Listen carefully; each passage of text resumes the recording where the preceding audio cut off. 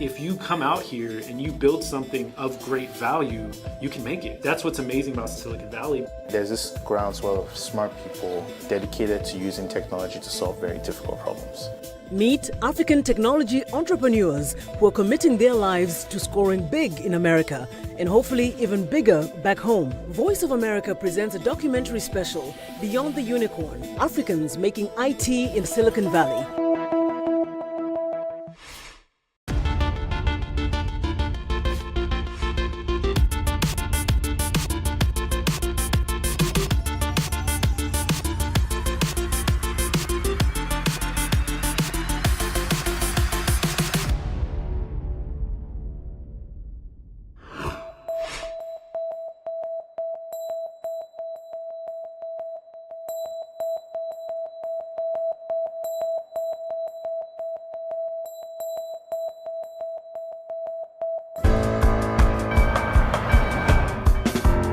If you come out here and you build something of great value, you can make it. That's what's amazing about Silicon Valley, and that's why you see everyone flocking towards Silicon Valley. It's really that place where there's this groundswell of smart people dedicated to using technology to solve very difficult problems. I was like, oh my God, people just think of these things and it just happens, and how can I build something? I just want to build something from scratch.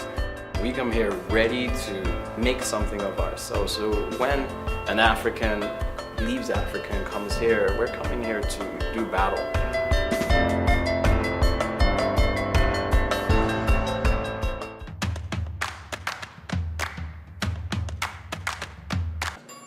Hi, my name is E, and I am Managing Director and co-founder of Flutterwave. And Flutterwave is one API for payments across Africa. Hi, my name is Jonas Beshouted, CEO and founder of StackShare. StackShare is the best place for engineers and developers to discover and compare software tools. Hi, my name is Bukola. I consider myself a connector. I build platforms to reach African audiences back home, as well as here in the US, to tap into their common interests. Mall for Africa is an online platform that enables US and UK retailers easily sell into Africa without any hassles or worries. Mall for Africa started really with an idea.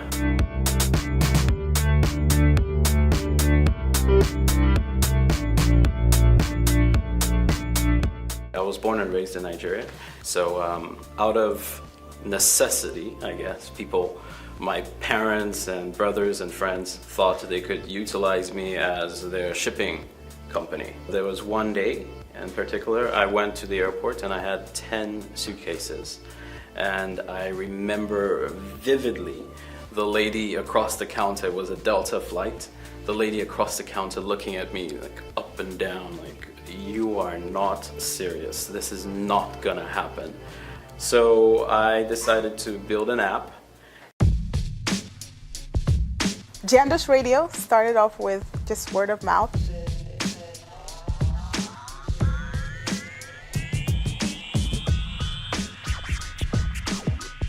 I sent it to a couple of friends who wanted to listen to live radio back home. We didn't have a lot of apps that were catering to African content and radio at that time. So I sent it out to them and they sent it to their friends. And before you know it, people were talking about, oh my God, I have an app that has over 300 radio stations. You know, I'm working on a platform product, which is payments, right?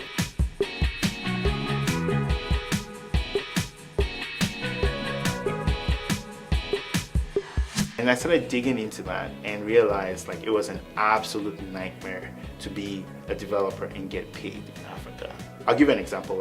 Up until recently, if you were an Android developer in Africa, you had to put your apps up for free. You couldn't make money on your apps because there was no way for Google to pay you. We're not just enabling people the ability to increase revenue by providing them new means of payment, but we're also enabling them to access global technology services by doing so, right? That is revolutionary. concept was, let's bring all of these tools that you use to build your company and your apps and infrastructure, let's bring them into one place and organize it.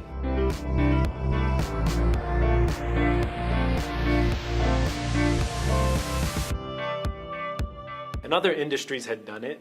Yelp has done it for restaurants, TripAdvisor for travel and international places. So this wasn't really a new concept, but no one had really done this for software. If you think about it today, where do you go for software decisions? It's still Googling around, and it's mad. We were actually the first site to really do that. There were other sites that were trying to do sort of similar things. They've done software reviews, but we were actually the first site to say, share all the software that you're using.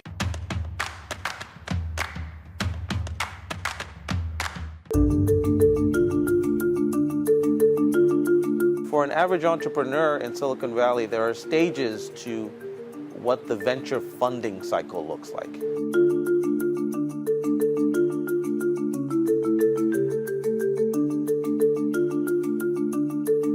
You have to start off with a seed stage. You have to be able to get people who believe in you early enough to take a risk in your idea. Every time an entrepreneur describes what they do, it usually has to hit the points of, I saw a problem, it was very unique, I had a solution, it was very unique, I was able to get, or I should be able to get somebody to pay me for my solution, but I should be able to repeat that so many times that it becomes scalable and sustainable. I know people who have joined a startup that thinks it's going to be the next big thing.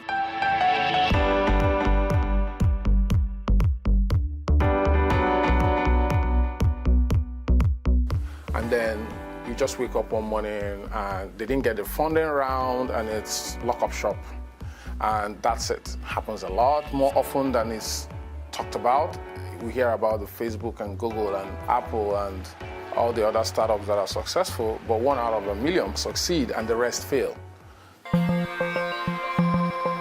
Silicon Valley is probably the Disneyland of capitalism, is a good way to put it.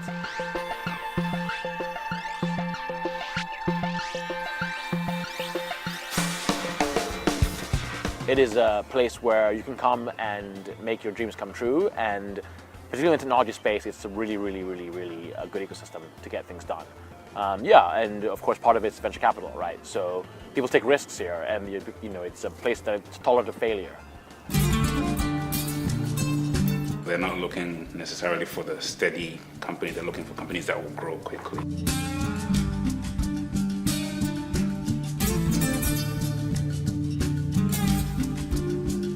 A lot of them will fail. They won't get their money back. Some of them will bring some money back, and a small percentage of them will hopefully bring a big return. The Draper Venture Network's mission is to be in all the places where interesting technology is being developed, where entrepreneurs are doing great things. And right now, we have partner funds on all the continents except Africa. So we're actively looking for a fund that fits the kind of profile we're looking for. They're investing in early stage technology companies. What everybody hears is you raised 100 million, they say, yeah, but that's not success. Success is lasting long enough till you can exit, either through an acquisition or an IPO, and the money that the investors get in becomes liquid and fungible. So a lot of businesses I've seen don't make it out of the exit, and that means everybody gets washed out. You just spend 7-8 years of your life working on this thing that didn't pan out. We belong to the school of thought that that believes very firmly that Africa's future will be built on the back of entrepreneurs. We are firmly rooted in bridging those knowledge gaps and making sure that the interconnectedness between Africa and the rest of the world comes in forms of capital, in forms of education and resources, and mostly it's people. A Zebracorn is going to be a company that's built in Africa, for Africa, and scaled in Africa. It could become a unicorn by going beyond Africa, but made in Africa, scaled in Africa, serves multiple African markets. And that's really what distinguishes a Zebracorn. I kind of settled on this vision of the world that was about building the future of Africa. 3 things. It's people, it's platforms, and it's policy.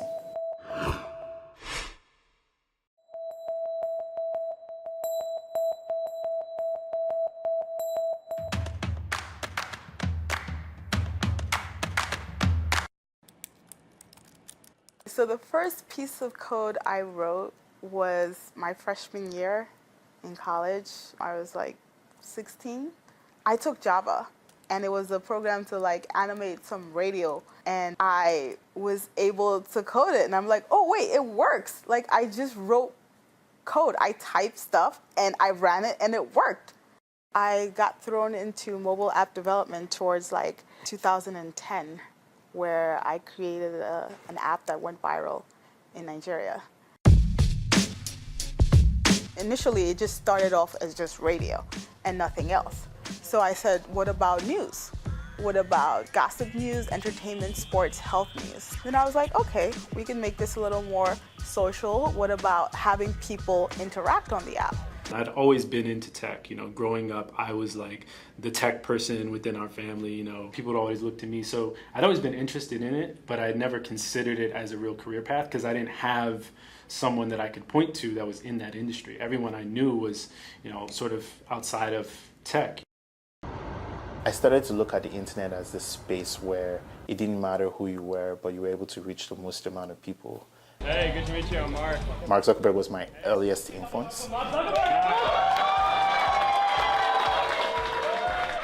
I've continued to be influenced by his approach to tech because it's the perfect mix of social mission, right, and economic impact. It's not about building a big company, and neither is it about being an NGO and giving everything away. It's about building a system. Introducing Mall for Africa, So let's say you are in a rural town in Nigeria. Download the app on your preferred device, find the product you want. Once you've added it to the cart, you click on Our Pay button, and as they say, that's when the magic happens. We take the content from the cart, we put it in our environment, and now we allow you to select where you want to have the item shipped, how you want to pay for the product. Once you've made the payment for the product is then shipped from the site you purchased it from. It's shipped to our warehouse. Then we tag it, and then we ship it out to you, taking care of all customs, duties, fees, and making sure everything goes perfectly right. When I turned 25, kind of just reviewing the 5 years, I kind of settled on this vision of the world that was about building the future of Africa.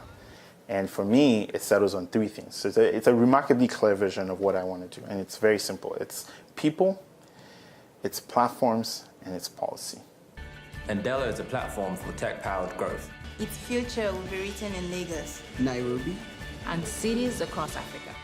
And that was what we did at Andela, right? Found really smart young people, very motivated, with high learning agility, paid them while we taught them how to build software, and then got Facebook and Google and IBM and all these companies to hire them to build products for them. This is Andela.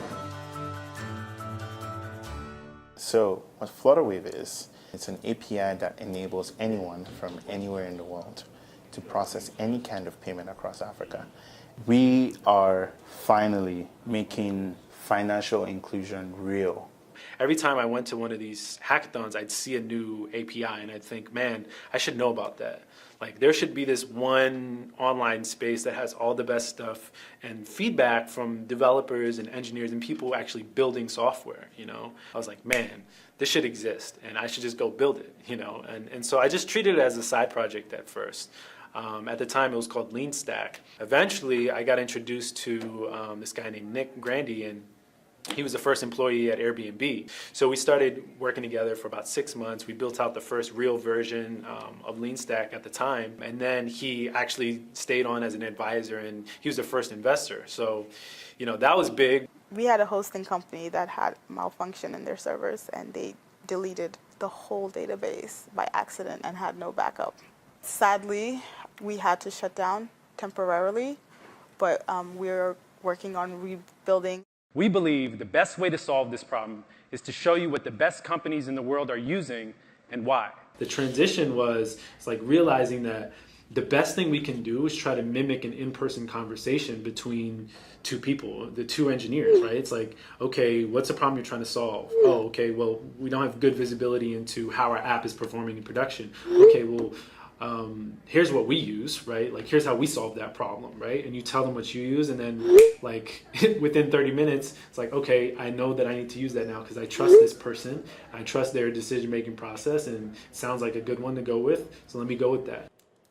I have a passion for creating products that I am interested in and that I'm passionate about. It's tough because at the same time, you have to make a living. And being a startup founder, you don't always have the means to provide for yourself. I didn't have any of that, any serious investors. So after a while, I just to keep myself from not starving, I actually had to break down and actually get a 9-to-5 just so I can provide for myself. I basically just kept at it because I saw the value of it and I saw that it was picking up steam. I could see it getting easier. Definitely, it's a lot of work because the 9-to-5 does take a lot of your time. But always in your free time, even if it's an hour or 2 hours a day that you can find, I'm always doing that. I'm working on something right now, that I'm hoping is gonna be very massively successful once I'm ready. So I think part of the challenge with being black in tech is that there just aren't enough black people in tech.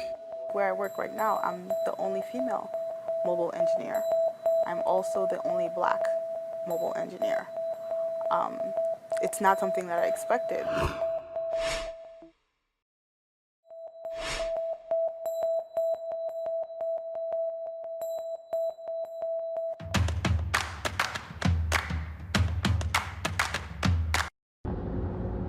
You go to a venture capital in Palo Alto on Sanio Road and you say, hey, I'm trying to raise funds for my African company. And they look at you and they say, are people buying Ralph Lauren? Are people buying Louis Vuitton? Do they know who Prada is? So I think part of the challenge with being black in tech is that there just aren't enough black people in tech. What role do networks play here in Silicon Valley? I think it's a huge, huge role. It might be the distinctive of Silicon Valley, how over time these networks have grown. Cold call somebody or send a cold email to somebody and say, hey, I saw this thing that you did, and surprise, surprise, they respond. There's a lot of work that has to be done, the cultural preparation of what to expect in the Valley. And sometimes it's the most ridiculous, mundane, simple things. Punctuality at meetings, the way you approach people, email etiquette, business etiquette. It's the simplest things that have profound consequences within a cross-cultural scenario. Growing up in Nigeria, as an African in Nigeria, I have natural networks. I have cousins, I have brothers, I have classmates. I like to say I can get to the president in Nigeria, whereas in the US, I can't even get to my mayor. If you are not from here, it's very difficult for you to have a social network. You have to create that social network yourself. We want to make it. If you came into Silicon Valley and you're a well-trained research and development professional and you went to Stanford or UCSF and you were a specialist in what you do, you'll get a great job and you'll get well paid. If you came into Silicon Valley and you were of African descent and you knew nobody in the Valley, it would take you a longer time. In Africa, I'm an Igbo man. I don't even know that I'm black because everybody's black. It's like asking a fish what is water. So Silicon Valley also has the aspect of the fact that it's about 3% black, which a lot of people don't realize until they get here.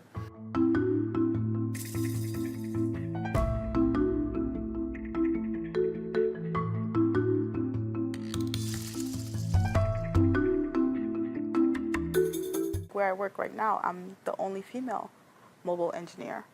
I'm also the only black mobile engineer. It's not something that I expected. The culture fit is still a big topic here. You wouldn't think that people can refuse to hire you because you don't fit into a culture. It's happened in small ways where, you go to a meeting with an investor and you can tell that they're They just don't want to hear what you have to say. And maybe it's your venture, maybe it's like what you're working on, but sometimes you can kind of feel that it's just because of you and like your color, and they're not even open to it. They just don't have to deal with people of color on a regular basis. From my perspective, I just brush it off and I'm just like, okay, not for me, let's move on. If a company just invested time and said, look, we're going to sponsor you, we're going to provide your visa, your work visa, to come to Silicon Valley and work for us, you'll have this opportunity. But they're not going that route. And you have to ask yourself why. There's talent. These people are brilliant. It's good. How's it going? I'm back sooner than you thought, huh? Yeah. How was the integration? Was it good? What you want to do as an African in the Valley is really plug into as many networks as you can, because that's ultimately kind of how you find the people who are ultimately going to root for your success.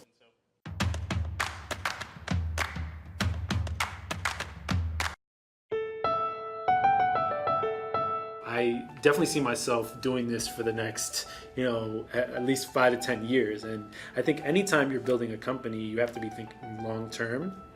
I think the biggest impact that an African entrepreneur can have on Africa is to be seen. Thank you, Eddie. All right. Apple actually has a woman of African descent. She's actually Ghanaian. That's one of their top people in marketing. Her name is Bozoma St. John. And that's what I'm trying to achieve. I don't want to fit in. We are sitting on a huge powder keg of potential in Africa. Over the next 20 to 30 years, more than half of the world's working population is going to live in Africa. It's the second largest continent in the world by size and by people. I don't think there's any narrative of the world that is complete without Africa being a major part or player in it. For us, winning means being able to come back in 10, 15 years and say, technology changed Africa, and you were in part of one of the greatest wealth creation, value creation opportunities in modern history. That's what winning means.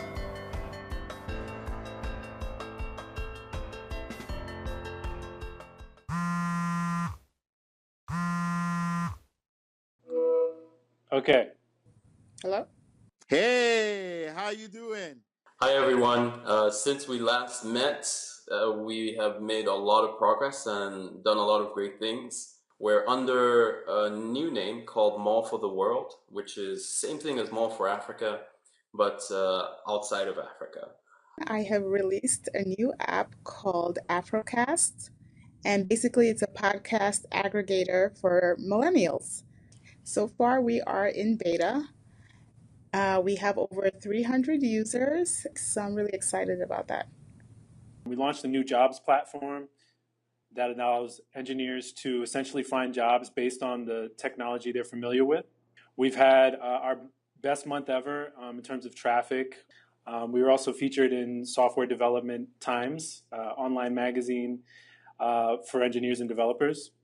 Flutterwave has been doing really well. Since that time, we've more than 10 times our total process volume. So we do about $500 million in total process volume, and we do more than $100 million in total process volume every month. Come back to the West Coast.